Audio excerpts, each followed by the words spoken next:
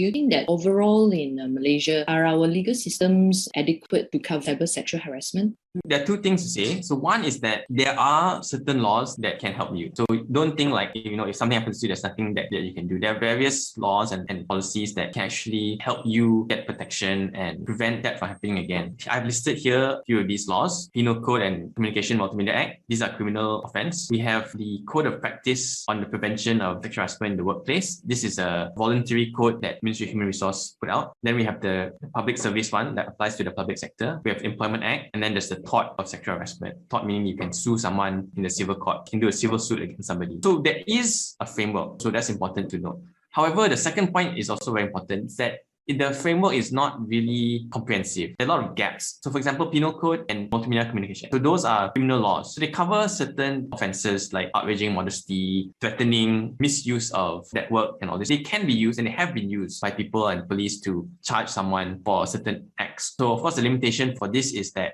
there are only certain kinds of severe kinds of action of harassment that's covered. So if something is done that, that is unwanted, may not amount to what you think of as a crime, but it's still annoying and it's still causing you distress, those things may not be covered under these criminal laws. The Code of Practice, of course, is voluntary only, and it's only in the workplace. The third one, which is the public sector, so that again, it's good, but it only covers if you're a government servant. Employment Act, quite a lot of issues with that. It only applies to Peninsular Malaysia. So actually, those of you in Sarawak, the Employment Act does not cover you.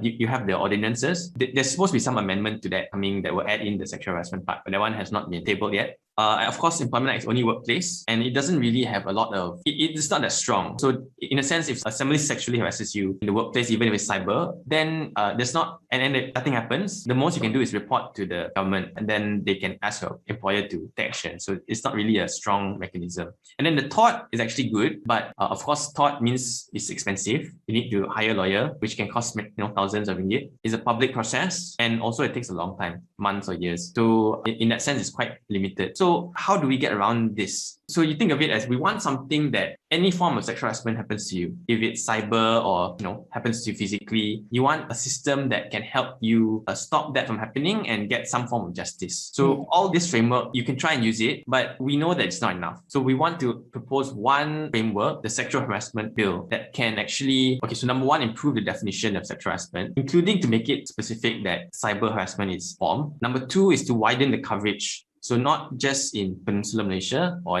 any particular state, but the whole of Malaysia, and then not just in the workplace. And then the third is very important, which is access to justice. So all the mechanisms you saw just now, the biggest problem is actually the access to use it, and then what happens in terms of enforcement and remedies. You either have to pay a lot of money, wait a long time, or the enforcement process is not strong, means it's voluntary. What a Sexual Harassment Act could do is to create some kind of mechanism, like a tribunal, to then make it accessible, cheap or free, fast and confidential. To summarize, if you're experiencing sexual harassment, there are certain laws that can protect you, and you should definitely try and use them if you want to. But at the same time, the framework is quite piecemeal, and there are many gaps in the framework. So that's why we're proposing Sexual Harassment Act that would then cover these limitations, especially looking at these three areas: definition, coverage, as well as access to justice.